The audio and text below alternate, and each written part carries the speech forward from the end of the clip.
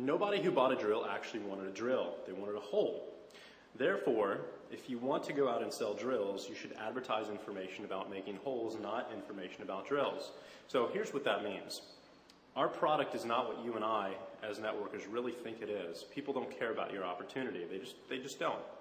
They haven't been waiting all of their lives to be an MLM distributor, so why should it surprise you when they say no thanks, right? So what they do care about is finding a solution to their problem, whether that be a lack of money, time, family, whatever, right? Your job is to position your opportunity as the solution to that problem. But you've got a couple hurdles to jump over in order to do that successfully. Hurdle number one is that you can't sell. Hurdle number two is that people hate to be sold, right?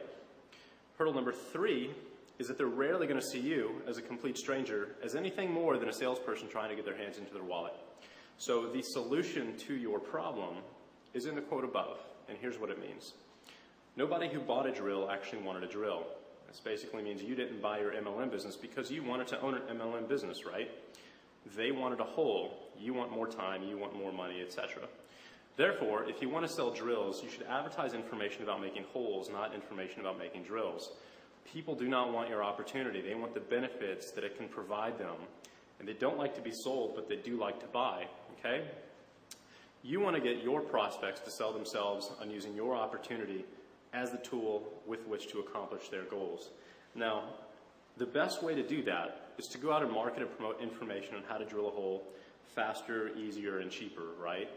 You don't market your opportunity and your products directly. That's what a salesperson does. You market and promote useful information. That's what a consultant does, right? Put yourself in the prospect's shoes for a minute and pretend that you're researching your opportunity online. You type in the name of your company into Google and hundreds of websites belonging to other distributors come up pitching the same opportunity. Now, are you just going to call up one of these people randomly and join them, or are you going to seek out a leader who's offering real expertise and value? You're going to join the leader, of course. I know that's what I would do. Now, whether he knows it or not, he's practicing magnetic sponsoring. And with a few very specific tweaks to his marketing pieces, he's basically separated himself from every other distributor in his entire company and found a way, again, to get invited into his prospect's world, and that's our goal here. Now, in fact, let me share a very real-world story with you that might help you fully understand this concept. A couple of friends of mine, Brad and Amber, bought a very nice 1.3-acre lot of land in the Texas Hill Country, just south of Austin, with a very gorgeous vista in the back overlooking the hills. The golf course is in the works. There's a small lake stocked with bass next, and his next-door neighbor is actually the ambassador to Mexico. Anyway, we took my truck out there, and I've got my eye on a lot next to his, and we just made a day trip of it to check everything out. Now, the two of them just got married recently, and after noticing the ring on Amber's finger, I asked her where they got it, and America's Diamond was the answer. And this really turned out to be a perfect example of a magnetic sponsoring type of marketing campaign. So what does jewelry and that store have to do with networking? You're probably asking yourself right now. Well, ordinarily not much, but this store does because of how they build their business. Now, for as many years as I can remember, America's Diamond has been advertising on late-night television here in Austin and promoting a diamond grading course on a local cable channel here. It's 30 minutes long. It's like an infomercial, right? But what's interesting about it is they have not been advertising their diamonds for Valentine's Day, anniversaries, or any other occasion where you constantly see all of these commercials for jewelry stores, right?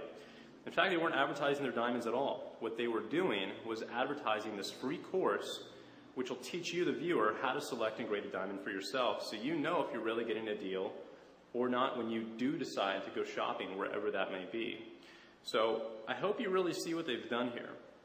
Do you see how smart these guys are? Because instead of positioning themselves as just another jewelry peddler like everybody else out there, they've really positioned themselves as experts who freely give their help and guidance, which then builds trust and a relationship with their viewers. Now, they're basically saying, I don't want your money now, I want to help you first. And the end result is that they basically destroy the competition. America's Diamond is now the largest diamond dealer in the entire country. And the moral of this story is that when your audience sees you as an expert who wants to help, instead of a salesperson that's just after a sale, they're gladly going to come and pursue you as soon as they're ready to make that purchase. Experts never have to advertise. They never have to promote a sales pitch. Yet somehow, in a funny way, right, they always seem to have a line of eager customers waiting outside their door. So it's the greedy, short-sighted, selfish bunch who have to constantly hawk their wares day in and day out. So stop advertising your opportunity and start advertising your expertise and your knowledge. In the phone scripts that you use, the sizzle calls that you plug your leads into, the emails that you send, the conference calls that you hold, the cover letters that you write, everything you say or do needs to enhance your position as an expert and a leader who can show your prospects exactly how to get what he wants.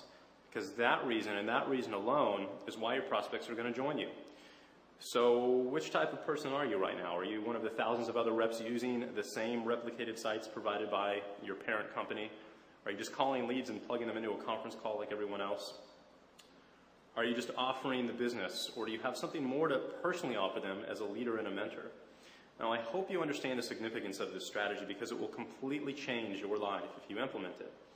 You'll sell more products, you'll sponsor more reps than you could possibly ever imagine with 90% less effort than you've ever used in the past.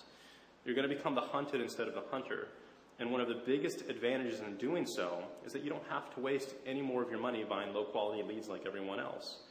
Now, speaking of lead generation, let's dive into that real quick because there are very few things out there that really work. And I've discovered over the last couple of years that when it comes to acquiring leads, there are a couple of very specific things that you need to know in order to do it successfully, and let's talk about those right now.